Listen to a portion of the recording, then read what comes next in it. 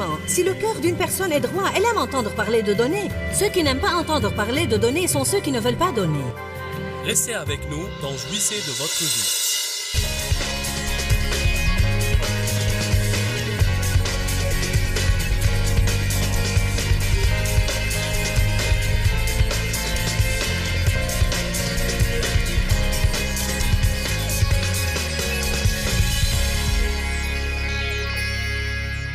Dans Galates 5, verset 16, la Bible dit « Marchez selon l'esprit, et vous n'accomplirez pas les désirs de la chair. »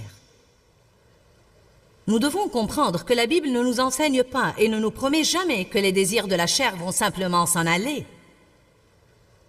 En fait, si vous continuez à lire dans Galates 5, il est dit que la chair fait la guerre à l'esprit et l'esprit fait la guerre à la chair. Et ils sont continuellement antagonistes l'un à l'autre. Avez-vous jamais senti que vous étiez au milieu d'une guerre tout le temps? Vous êtes-vous jamais senti comme Jekyll et Hyde, comme si une partie de vous voulait faire une chose et une autre voulait faire autre chose? Pas étonnant que Paul ait dit dans Romains 7, 24, « Ô misérable que je suis, qui me délivrera de ce corps de mort? La chose que je veux faire, je ne la fais pas, et la chose que je ne veux pas faire, je finis par la faire. » Paul décrivait vraiment certaines des choses qu'il a endurées dans son apprentissage, et Paul a appris des choses juste comme j'ai appris des choses, et tout comme vous apprenez des choses. Car dans Philippiens 4, verset 11, il dit « J'ai appris à être content. » Donc nous apprenons et nous grandissons tout le temps au niveau de marcher selon l'esprit, qui est en fait ce que Dieu nous a appelés à faire. Nous sommes appelés à marcher selon l'esprit. Marchez selon l'esprit et vous n'accomplirez pas les désirs de la chair. Il s'agit vraiment de choix. De choix continuels, quotidiens, à tout moment. En fait, je veux vous parler pour un instant des moyens de reconnaître la chair. Nous devons pouvoir reconnaître facilement ce qui est de la chair et ce qui est de l'esprit. Par exemple, la chair a des traits de caractère et l'esprit a des traits de caractère. L'esprit, par exemple, est doux. Il mène, guide, incite, essaye de nous fournir des informations qui nous épargnent les ennuis, sans toutefois nous forcer ni faire pression sur nous, là où la chair manipule, contrôle, exige et impose. Avez-vous jamais senti une pression de votre chair? Spécialement les gens qui ont une sorte de dépendance dans leur vie ou qui luttent contre une sorte de dépendance connaissent cette sorte de pression que la chair peut faire sur eux. Même si vous devenez habitué à manger un dessert après chaque repas, je veux dire, vous pouvez être tellement rassasié que vous pouvez à peine bouger, mais arrivé la fin du repas, la chair dit « Je veux le dessert. Amenez-moi mon dessert. » C'est une pression. Je veux dire, vous pouvez littéralement sentir une pression, comme si votre chair ne va pas se taire et se calmer avant que vous lui donniez ce qu'elle veut. En fait, dans Romains chapitre 8, versets 12 et 13, dans la Bible amplifiée, la chair est appelée le dictateur. On y parle des ordres de la chair, vivre selon la chair. Si vous vivez selon la chair, vous allez mourir. Donc, quand vous sentez la pression, même en tant que jeune croyante, quand j'apprenais à écouter la voix de Dieu, ce que peut-être beaucoup de vous dans cet endroit font en ce moment, peut-être que ça ne fait pas longtemps que vous marchez avec le Seigneur et vous avez juste découvert que Dieu va en fait vous parler, vous mener et vous guider. Et que vous pouvez l'entendre et qu'il va vous dire que faire et vous montrer que faire. Lorsque j'ai commencé à me rendre compte que je pouvais entendre Dieu, j'ai toujours voulu m'assurer que je faisais tout ce que Dieu me demandait de faire. Mais au début, parfois, vous ne pouvez pas savoir au juste si vous entendez Dieu, ou si vous vous entendez vous-même, ou si vous entendez le diable ou autre. Un des moyens dont Dieu m'a apprise à être capable de savoir si je l'entendais ou non était que si je recevais une sorte de directive, une sorte de parole ou un sentiment qui me poussait à faire quelque chose, même si c'était une chose comme appeler quelqu'un et lui dire quelque chose, ou aller chez quelqu'un et lui donner quelque chose, si je sentais une pression pour le faire, Dieu m'a montré que ce n'est pas la manière dont il opère. Dieu ne fait pas pression sur nous. Rappelez-vous ça, il mène, il guide, il nous incite à faire les choses, il nous donne un choix. Parce qu'il ne veut pas nous manipuler. Dieu ne veut pas nous manipuler. Il veut nous montrer que faire et puis il veut que nous choisissions de faire ce qui est juste volontiers parce que nous l'aimons. Donc quand vous sentez beaucoup de pression, ça indique que c'est de la chair. La Bible, par exemple, dit que l'Esprit de Dieu est humble, gentil, doux et modeste. Mais la chair est sévère, dure, brutale et insistante. L'Esprit dit la vérité. La chair n'est que tromperie et mensonge et s'en sortir de choses et faire des choses que personne ne voit. Nous devons apprendre que quand nous devons nous cacher pour faire une chose, allez maintenant. Quand nous devons nous cacher pour faire une chose, c'est une bonne indication que ce n'est pas de Dieu.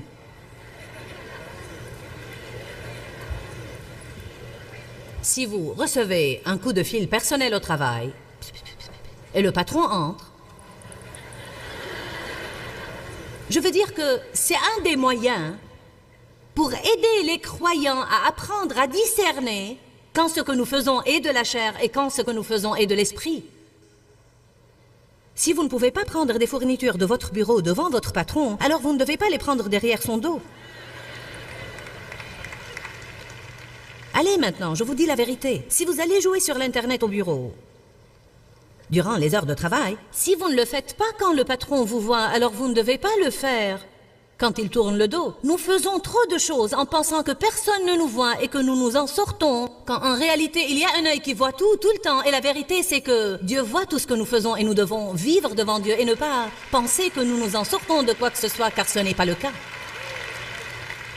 Dites tous à voix haute, je ne m'en sors de rien.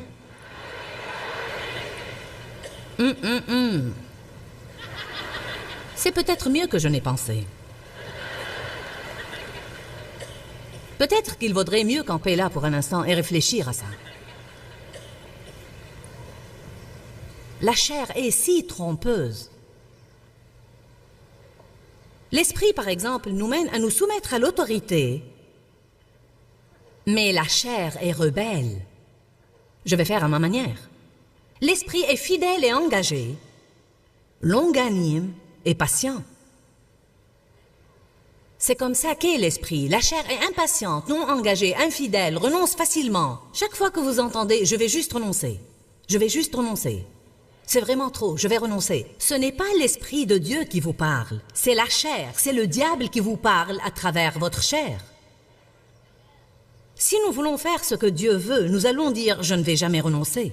Je vais faire ce que je suis censé faire jusqu'au jour où Jésus reviendra me prendre. Je ne vais pas renoncer, je ne vais pas laisser tomber, je ne vais pas rechuter, je ne vais pas abandonner. Je peux faire tout ce que je dois faire, car Dieu ne permettra pas que je sois tenté au-delà de mes forces. Mais avec chaque tentation, il préparera aussi le moyen d'en sortir. Amen.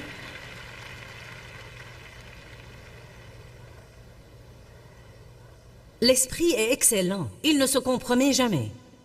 Et il fait toujours infiniment plus et au-delà de tout ce que vous pouvez jamais oser espérer, demander ou penser. Nous avons besoin aujourd'hui de personnes qui acceptent de faire le 1000 supplémentaire. Nous avons besoin de personnes aujourd'hui qui font un peu plus qu'ils ne doivent faire chaque fois. Nous devons être comme ces 5 vierges sages qui avaient un peu d'huile supplémentaire. Je n'aime pas les chrétiens qui ont juste assez pour se débrouiller, car dans ce cas, ils sont toujours ceux qui, quand il y a des ennuis, doivent recourir à quelqu'un d'autre qui a de l'huile supplémentaire pour répondre à leurs besoins. La chair se compromet, elle est médiocre dans la meilleure des hypothèses et ne fait jamais une chose qu'elle n'est pas obligée de faire. Paresseuse, la chair est paresseuse. L'esprit est généreux. Si vous vous êtes énervé à propos de l'offrande, ce n'est pas Dieu qui vous a énervé.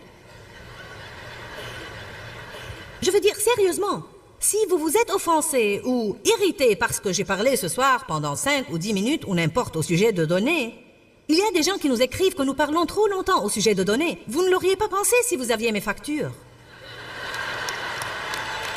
Hein? Oui, allez, montez ici et mettez-vous à ma place et voyez ce que vous auriez fait.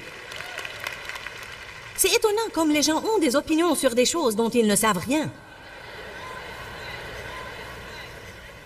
C'est vraiment un bon exemple. Réellement, si le cœur d'une personne est droit, elle aime entendre parler de donner. Ceux qui n'aiment pas entendre parler de donner sont ceux qui ne veulent pas donner. Bon sermon, Joyce, merci.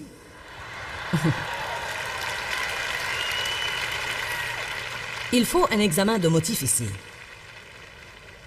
Donc l'esprit est généreux, aime donner, se réjouit dans la prospérité des enfants de Dieu. Mais la chair est vraiment avare, rancunière, jalouse et envieuse. Une chose est sûre, si vous voyez quelqu'un d'autre béni et vous êtes jaloux, vous devez dire tout de suite c'est la chair. L'esprit, et c'est important ici, l'esprit établit notre culpabilité mais ne nous condamne jamais. Au moment où vous sentez la condamnation, vous devez dire tout de suite c'est du diable. Car tout ce que vous devez faire, c'est lire Romains 8, où il est dit « Qui va nous condamner? Est-ce Jésus? Il est mort pour nous. » Dieu ne nous condamne pas. Il a envoyé Jésus pour mourir pour nous. Donc, soit nous nous condamnons, soit nous laissons le diable le faire. Le diable veut nous talonner et nous avoir sous quelque chose tout le temps. Et vous savez ce que la condamnation fait. Vous êtes vraiment sous tout. Il ne s'agit pas d'avoir votre péché pardonné et en être purifié et vous en débarrasser et avancer comme la Bible vous dit de le faire, mais c'est être sous quelque chose tout le temps, avoir mauvaise conscience. Le diable veut que vous ayez mauvaise conscience à propos de vous-même. Vous avez mauvaise conscience, Dieu ne peut pas se servir de vous pour servir quelqu'un d'autre. Dieu toutefois va établir notre culpabilité, nous amener à nous repentir, nous purifier et puis nous aider à entamer l'étape suivante. Amen. Nous devons sortir de dessous cette stupide condamnation. La condamnation ressemble à un manège. Vous y montez et il n'y a pas de place pour descendre. Et vous passez tout votre temps à lutter contre la condamnation et vous n'avez plus d'énergie pour marcher selon l'esprit. Marchez selon l'esprit et vous n'accomplirez pas les désirs de la chair. Nous ne sommes pas censés lutter contre la chair tout le temps. Nous devons nous concentrer à marcher selon l'esprit. Oubliez tout ce que vous faites de travers. Vous n'êtes pas obligé de donner à Dieu une liste tous les jours. Il sait déjà. Repentez-vous, obtenez son pardon et allez de l'avant et concentrez-vous à marcher selon l'esprit.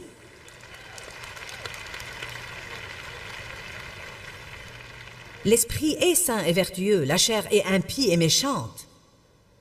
L'esprit, bien sûr, marche toujours selon la charité et la représente, ce qui se manifeste dans la patience, la gentillesse, la docilité, l'humilité, le désintéressement, le pardon, la miséricorde, la maîtrise de soi. Mais je veux dire, la chair est haineuse. Elle est tout, elle est amère, rancunière, susceptible, donc vraiment pas besoin d'un savant nucléaire. Je veux dire vraiment, si nous faisions un petit peu attention à ce que nous ressentons, les sentiments que nous avons, les attitudes que nous adoptons, le cadre de nos pensées, notre façon d'agir, les choses que nous sommes tentés de faire, si nous faisions un petit peu attention à ça, il ne faudrait pas vraiment un savant nucléaire pour discerner l'esprit de la chair. J'aurais probablement pu amener n'importe qui de vous ici sur l'estrade, sans même avoir lu cette liste ou sans même en avoir parlé, et j'aurais pu vous demander... Et même si vous lisiez la Bible depuis peu de temps seulement, vous auriez répondu correctement à chacune de ces questions.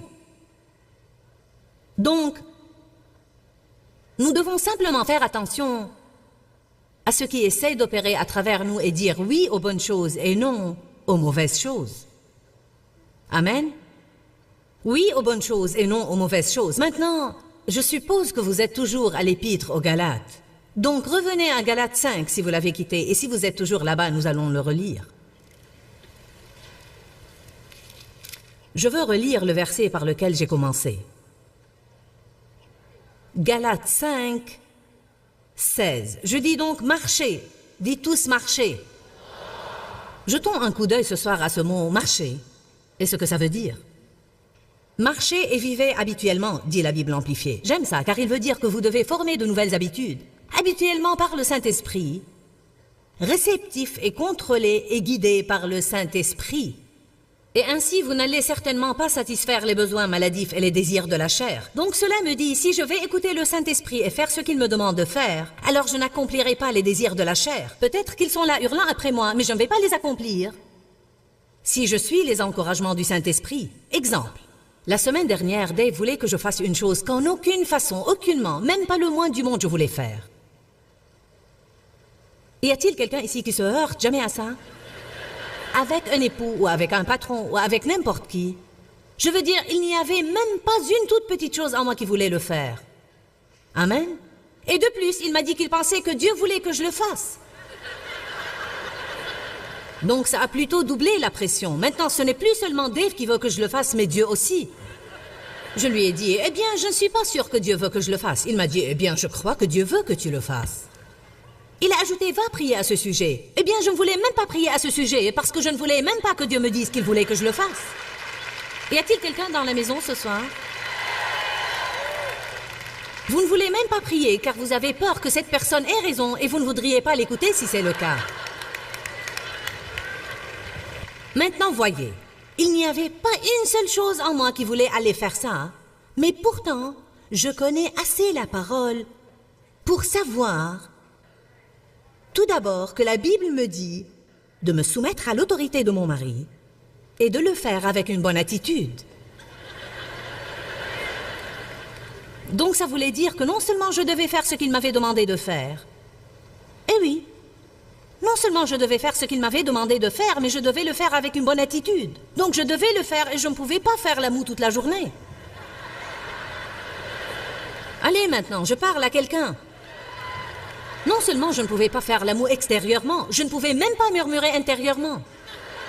Oh, et c'est vraiment la partie qui fait mal.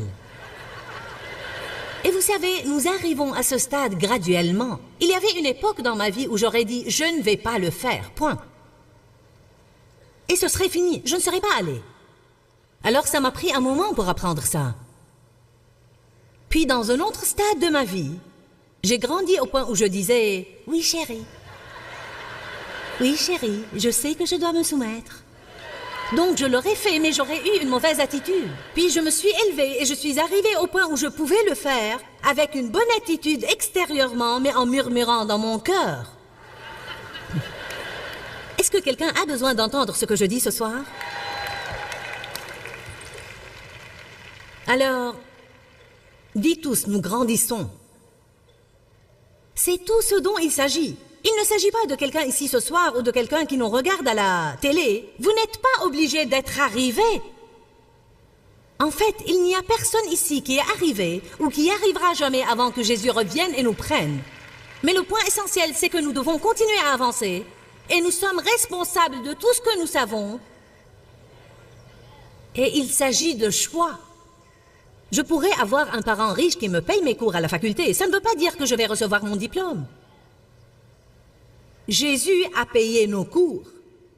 Il a payé très cher pour que nous ayons une vie exceptionnelle, une vie ointe, une vie prospère, une vie réussie, une vie remplie de vertu, de paix et de joie par le Saint-Esprit. Dieu peut se servir de nous pour faire des choses grandioses. Jésus a payé, il a versé son sang et il nous a ouvert la voie, mais nous devons faire les bons choix. J'ai dû faire le choix de ne pas faire ce dont j'avais envie, mais de marcher selon l'Esprit, car je savais ce que j'étais censé faire. Maintenant, vous savez quoi? Ma chair s'est sentie au bord des larmes toute la journée. Allez maintenant, vous savez comment est notre chair. Si notre chair ne fait pas à son idée, c'est juste comme... Ne prétendez pas que vous ignorez de quoi je parle, car vous le savez. C'est comme...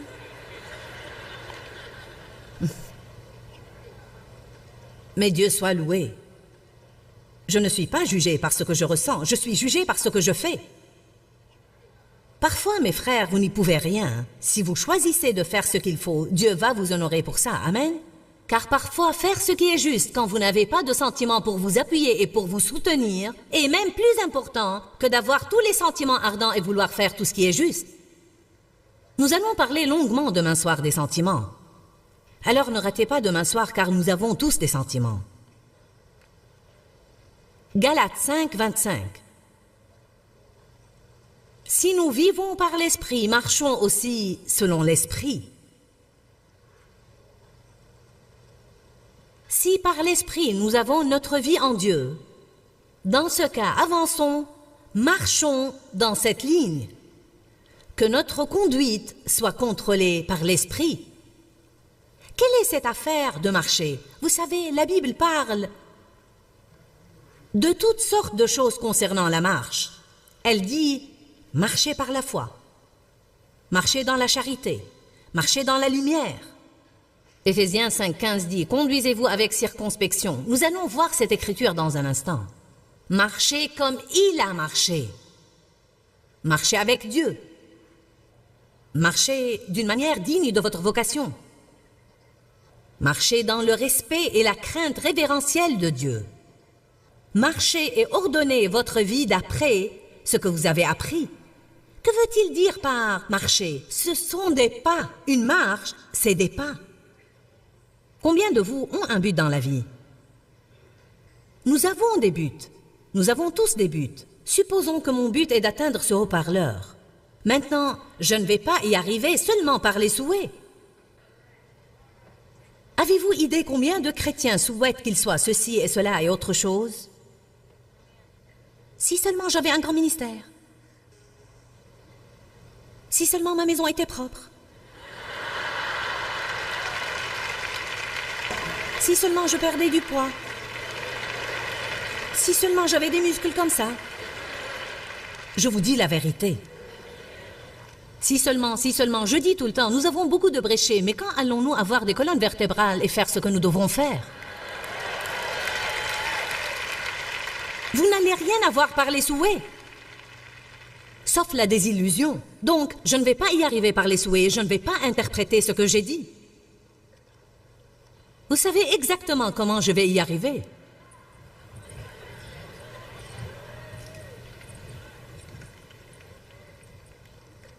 J'y suis arrivée, je suis contente de l'avoir fait. Chaque pas que j'ai fait était un choix, le savez-vous? Mes jambes n'ont pas bougé d'elles-mêmes. J'ai dû faire un choix pour faire ce qui est juste. Il y a des gens ici ce soir, et il y a beaucoup de gens qui nous regardent à la télé, qui ont un désordre dans leur vie qu'ils pourraient arranger et certaines choses qu'ils pourraient renverser assez vite s'ils commençaient simplement à faire les bons choix. Ce n'est même pas que vous ne savez pas que faire, vous continuez à espérer que Dieu va vous donner une autre option et je vous le dis, il ne va pas le faire. Vous pouvez tourner autour de la même stupide montagne pendant 1000 ans et Dieu va toujours vous dire la même chose qu'il vous a dit la première fois que vous avez tourné.